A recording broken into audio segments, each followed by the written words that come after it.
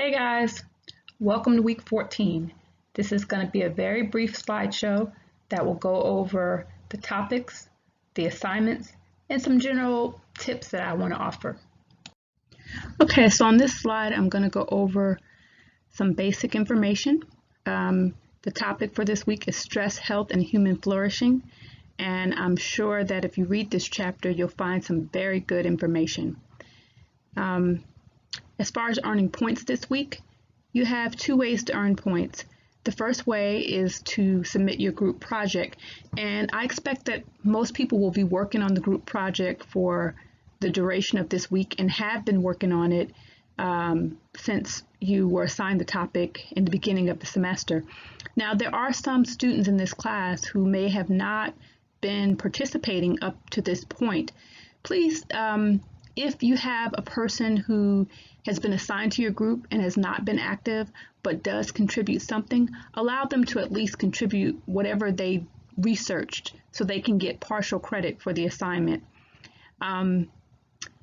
So you'll get up to 100 points for completing this group project, and I'm going to include a rubric on the last slide just so that we're all on the same page. And I previously included some tips and rubrics and information in the group project module and in various agendas, but I think not everyone has been accessing those materials. So I'll include a slide with the rubric at the end of this slideshow. The other way you're going to earn points is via class participation. Now, our class usually starts on Tuesday, but as you can see, it's Wednesday, and I'm just posting this agenda. So I'm going to extend the due dates by a day.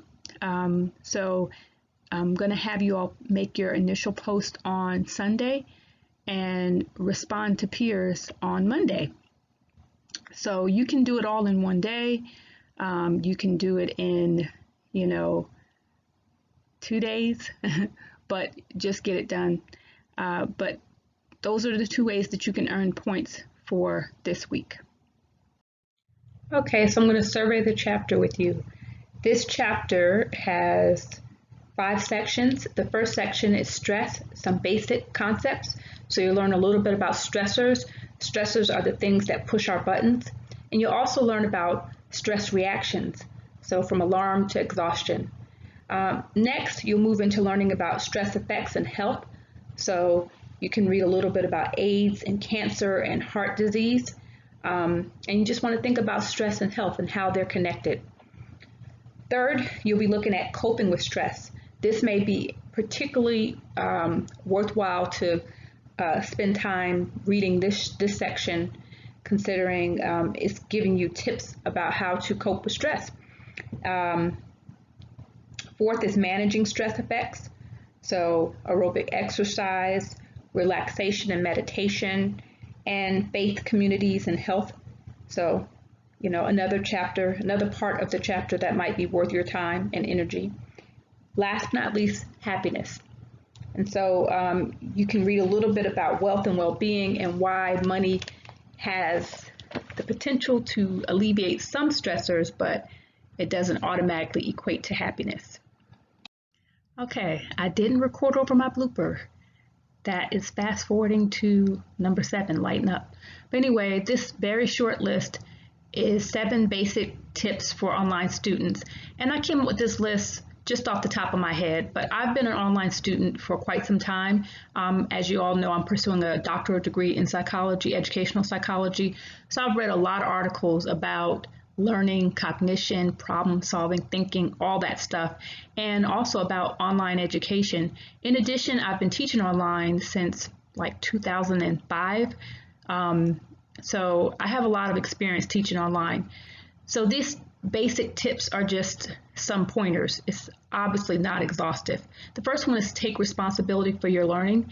This is your education. So I would say don't think that the teacher is responsible for your grade. You're responsible for what you learn and your grade. The teacher's there to help, but ultimately it's up to you. The The second one is set up a schedule. This can be really tricky, but try to be consistent. If you set up a schedule and you use a do list, so what do I have to do this week to meet my due dates, then that really works out well. Third is stay engaged. This can be, again, kind of tricky because if you're not really interested in the subject matter or you don't feel like you've bonded with your peers in the class, sometimes it's easy to check out. But keep in mind, participation is a part of your grade, so it's worth it to stay engaged if for no other reason than to earn the points. But honestly, when you're involved and engaged, you can learn more about the subject, and often those things that you learn, you can apply them to your life and you can use them in your professional and personal life. Number 4 is show your personality. Don't be afraid to crack a joke, share a video, just be yourself. Number 5, sign your post and address your peers. It's just basic, okay? Just do it. Get in the habit of doing it. Number 6 is integrate information from reliable sources. If you want to be successful in life, going above and beyond often has unexpected benefits. So integrating information from reliable sources is what you're supposed to do for the course, but by doing that, you can learn more than you would if you didn't do it. So go for it. And last but not least, lighten up. This class is supposed to be relatively fun. I think I could have a better time of making jokes and being jazzy if we were face to face, but we just have 3 more weeks. Okay, just hang in there, have a little fun. Let's make it through the next 3 weeks together. If you take out the team and teamwork, it's just work. Now, who wants that?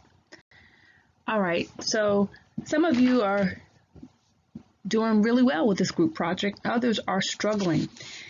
The project was originally due back in March, but I've adjusted the due date to allow more time for everyone to contribute.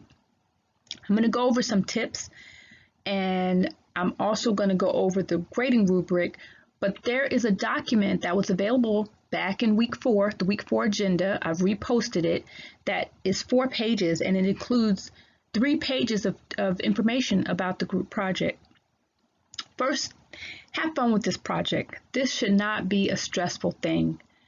You definitely want to communicate with your class members, so if you haven't been communicating with them, you need to start communicating as soon as possible because the project is going to be due on Monday.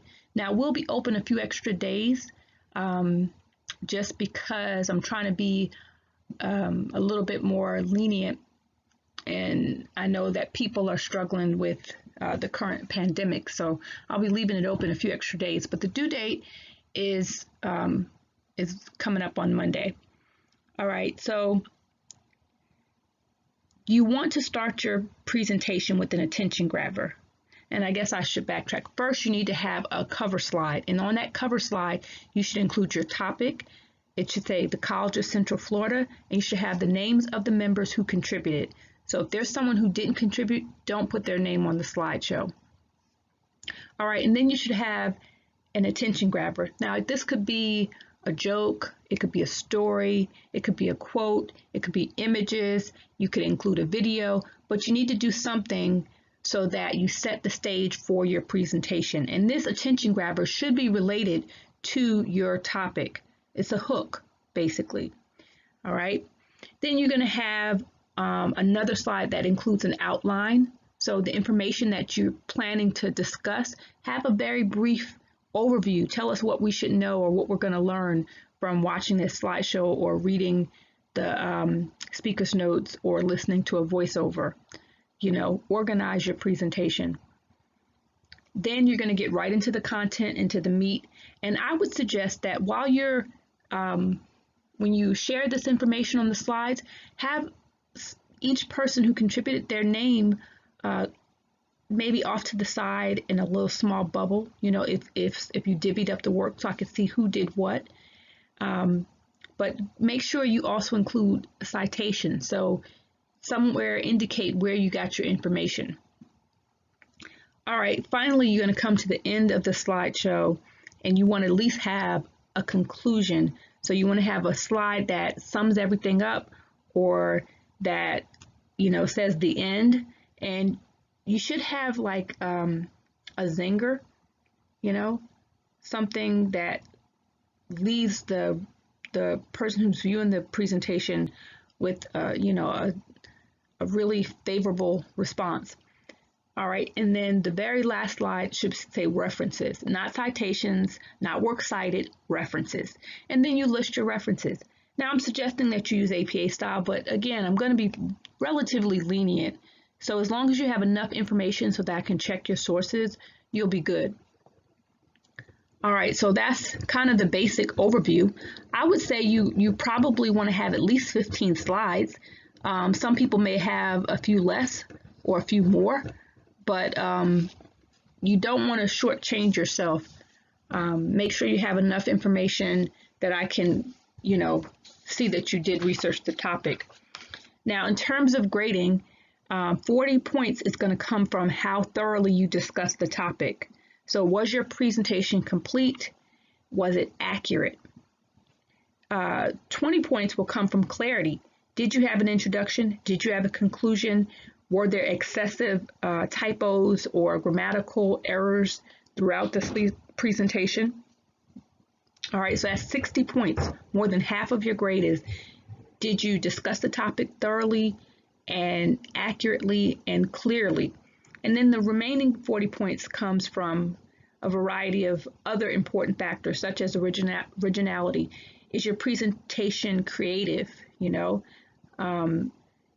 points will come from the application. Did you make connections between the real world and,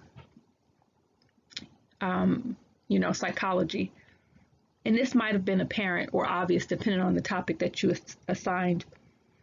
10 points will come from teamwork. Did it seem like the presentation was coherent and smooth and just a flow from one slide to the next, or was it obvious that you're switching from one author to the next author?